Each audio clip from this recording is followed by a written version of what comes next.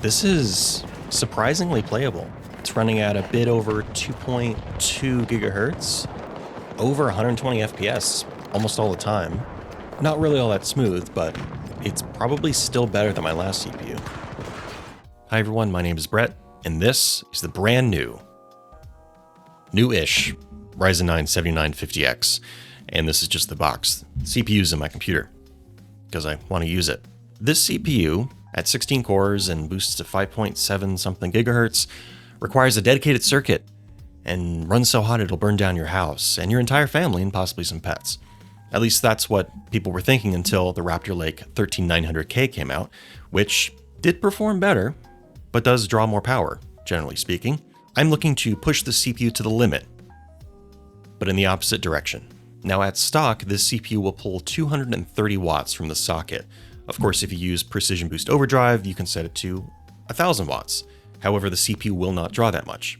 And just like with that limit, even though this can draw up to 230 watts stock, doesn't mean it's going to pull that, especially in games, as we'll see. So, all the discussion about changing power limits is rather old news, and for GPUs, the discussion usually was undervolting. Turn down power, you get less C's, less W's, and more efficient C's. But I wanted to try it for myself in a game that eats up CPU cores like candy, and was massively bottlenecked by my previous CPU. I talk a lot before we get to the data, so use the chapters to skip ahead and ruin all my audience retention data. Now 2042 has no canned benchmark mode, so I had to play all the tests myself. And playing like I normally would I notice a difference?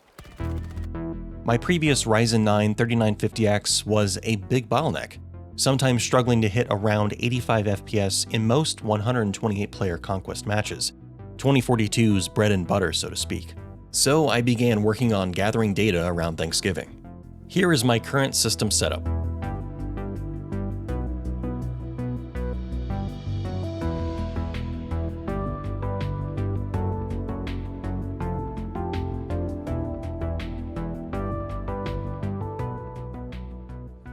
Lucky for me, right when I began on this testing business, DICE released Season 3. This means a few things. New season means new map, Spearhead in this case. New map means a dedicated front page playlist of just this map.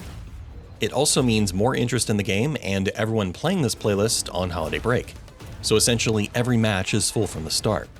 And of course, me wanting to try out this new map and willing to dump time into the game. What you see in these videos is the exact gameplay that generated the performance data. I captured everything using OBS Studio with NVENC, and thus it was influencing the system. I think it's valid. This is a real computer I'm using after all, not a fresh test bench. So the FPS values themselves aren't as important in my opinion, as is the relationship. To begin, I set the game to all low settings, TAA on high, DLSS off, and then I use the console command render.resolution-scale 0.5 to render the game at 1080p while I played at 4K. And yes, this is without DLSS. Believe it or not, DLSS is a bottleneck here. The machine learning part takes GPU time to process. Then, I would queue up for a 128-player Spearhead match and begin recording performance data in CapFrameX and video in OBS Studio. To limit my power, I use Ryzen Master's PBO PPT control, not Eco Mode, and then set a custom PPT target and hit apply. The benefit here is that the power limit changes immediately without needing to reboot. And of course, we have more granularity than just using Eco Mode. CapFrameX seems to be reading the package power value from the CPU, which is generally a few watts over the PPT target that I'm setting. HWInfo64's PPT sensor shows that the power limit is very accurate. Let's begin with 1000 watts, essentially unlimited power. In this test scenario, the CPU is pulling up to 180 watts peak, averaging 175 watts across the whole match, below its max stock power of 230 watts, and an average temperature of 75 C. The CPU's average pull speed was around 5368 MHz. Remember, this is over all 16 cores and over 10 minutes. And with this, we can see that it's able to provide an average of over 180 FPS, 0.1% low average of 63 FPS. Now, the overlay shows 0.2 percentile, but I'll be using averages for the data in this video. GPU load is being shown as an average of 90% across the whole match. Since that means it can be above 90% as well as below, I'm going to wager we're still at a GPU bottleneck here. And I make that wager because I also ran a match with my view at 10% render scale, or render.resolution scale 0.1. Meaning my RTX 3090 was stressing over 384 by 216. Yes, that's right, Nintendo 64 resolution. And it does indeed provide a performance uplift, 218 FPS average, though it is extremely not a Pogger's experience. And this is frankly unplayable for all my data, so I moved back to 50% scale for the rest. And yes, it is true that often you want high settings but low resolution, but this is the best I can do with only an RTX 3090. I can't afford a 4090 to see how much further I could go, and Nvidia isn't just going to send me a 4090 out of the blue. So as they say, we're gonna know. CPU average power went to 177 watts, peak of 183 watts, average temperature of 72 C, average hold speed of 5371 MHz. Alright, so that is as much of a GPU non-bottleneck as I can get. Moving on to some real power numbers. Since in our unlimited test, it shows it was only drawing about 170 watts, let's skip to that. So, at 170 watts, we get 73 C average, 182 FPS average, 69 FPS 0.1% low average, and a polled average speed of 5362 MHz. Now moving down to the 140 watt limit, the CPU is having to start making choices. Will we see it begin to drop performance here? 63 C average, 175 FPS average, 65 FPS 0.1% low average. CPU temps dropped by about 10 C for just about a 30 watt drop in power, while providing pretty much identical performance. I simply cannot tell a difference here. 5267 MHz. At 120 watt limit, we see 57 C average, 174 FPS average, 67 FPS 0.1% low average. Even still, this is margin of error at 120 watts. 5136 MHz polled average. Now is when we begin to see the clock speed drop. However, the data shows no tangible performance difference, and I can confirm I felt really no difference, even over a 25-minute match. We must go further for me to feel a difference. Now we're down to 100 watts, 49 C core temp average. We're getting to the point where the CPU is rather cool. 175 FPS average, 63 FPS 0.1% low average, and still the performance is solid. The game never had amazing frame pacing, at least in my experience, but it's still just as fluid as the CPU pulling almost twice as much power. We're still well over 60 FPS in the worst parts of the match at 100 watts. 4862 MHz polled average. Now to go under 100 watts.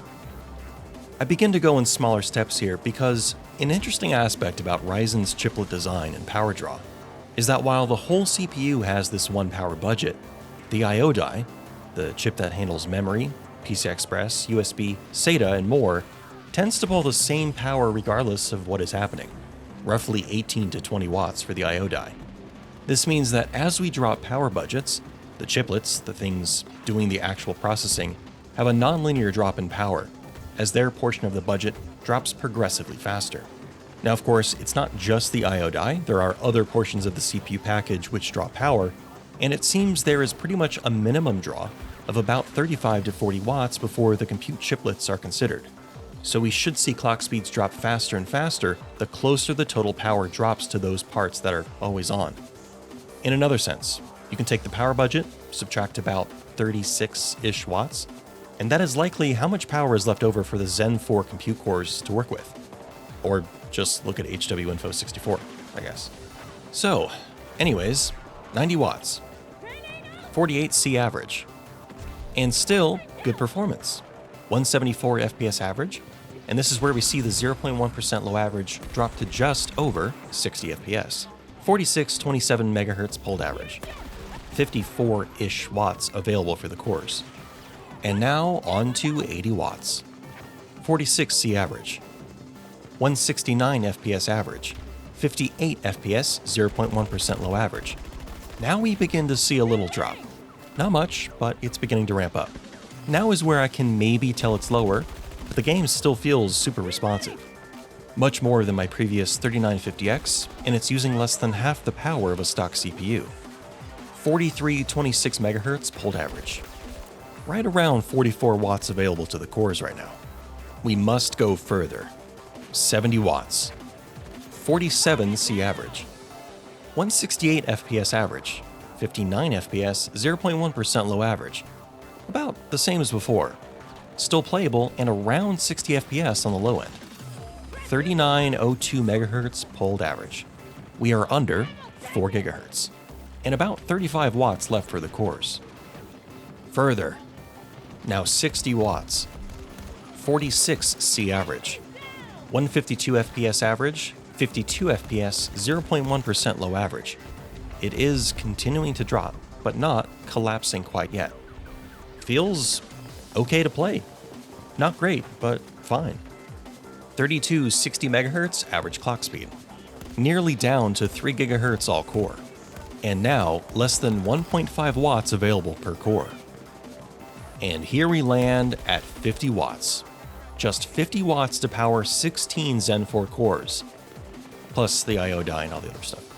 Surely, it collapses after having less than 1 watt available per core.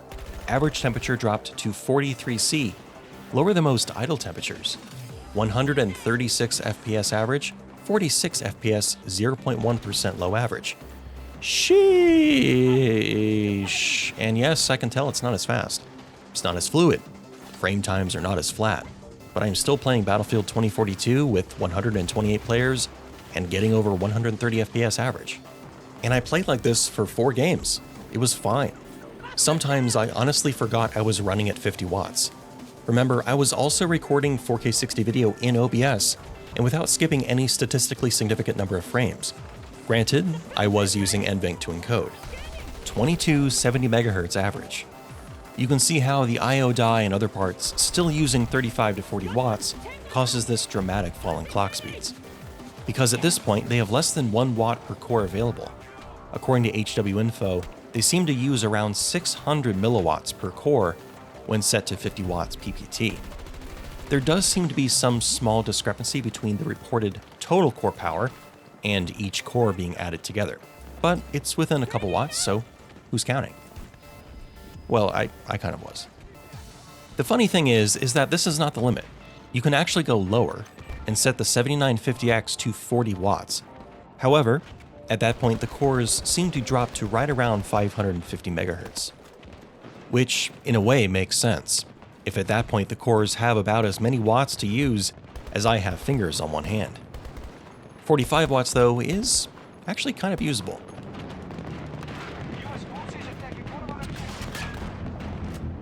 So, Zen 4 holds up really well with power limiting.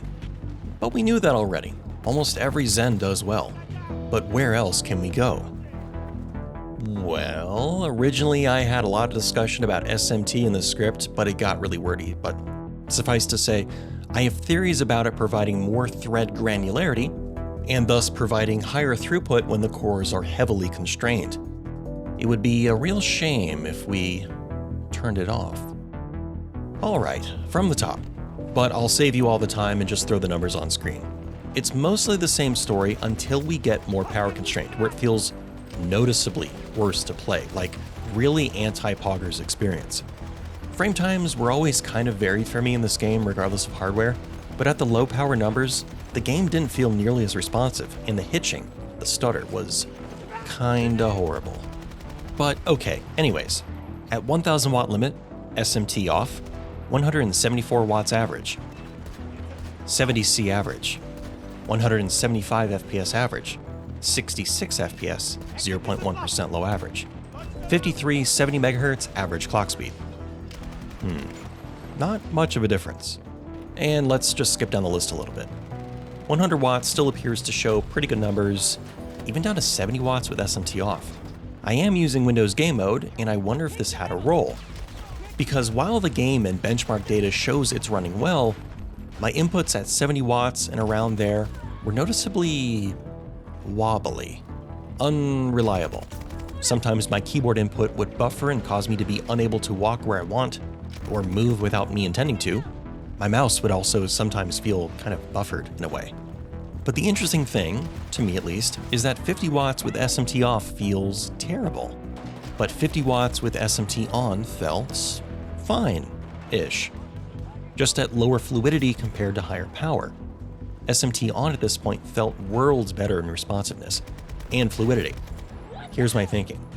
SMT provides greater thread granularity and allows Windows to load lower priority work into a thread while another is being processed.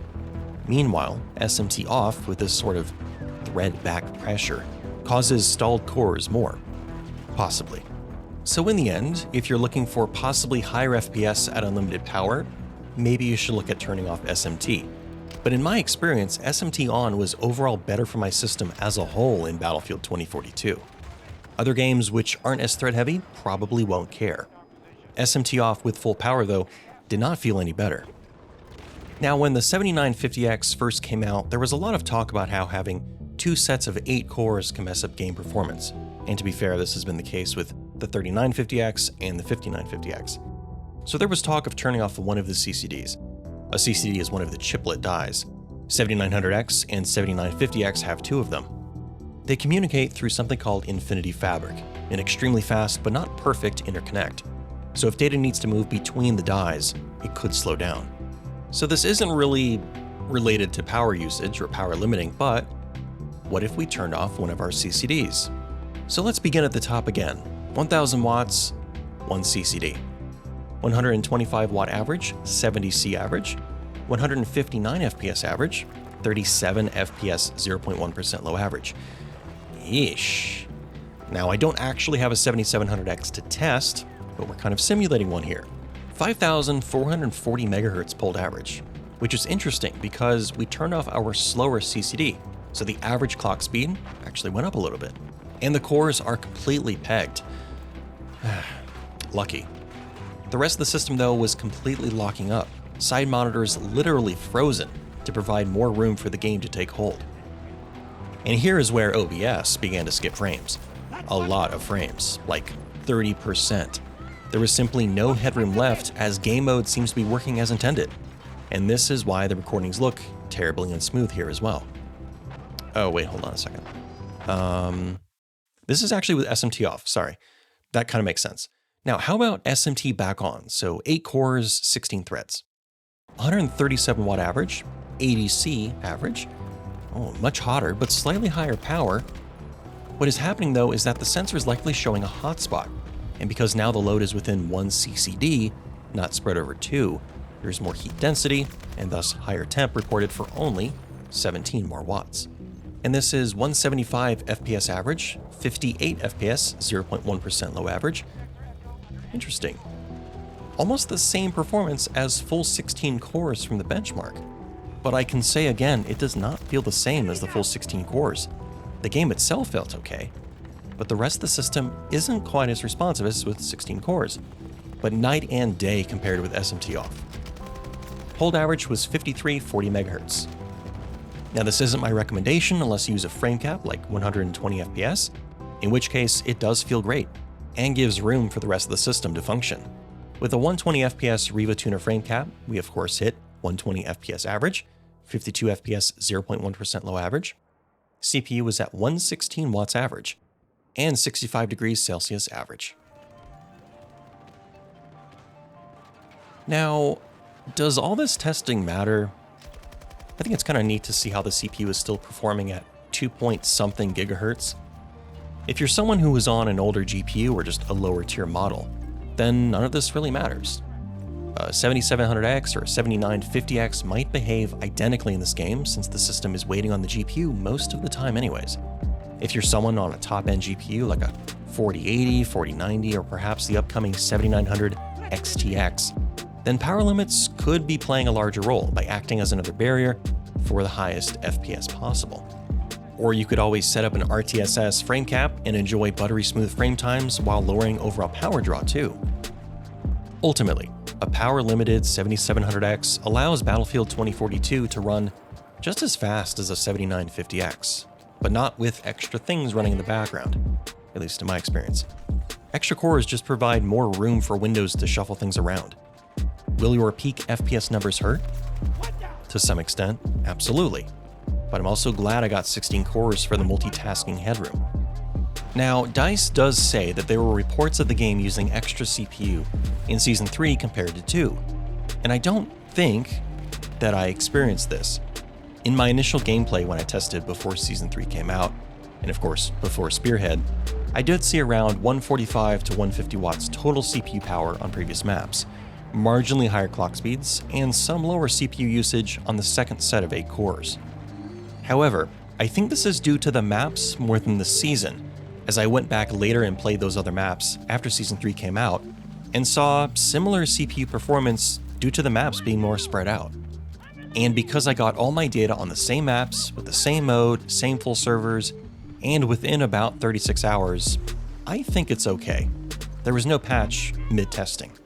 DICE did say that they're investigating, and who knows, maybe all my info will be invalidated shortly. That's it for me. I started working on this before Thanksgiving, and then I went on a trip, and then I needed to get it done, so no fancy animations. If you're interested in seeing other games with a 7950X with really low power limits, give suggestions. Bye for now.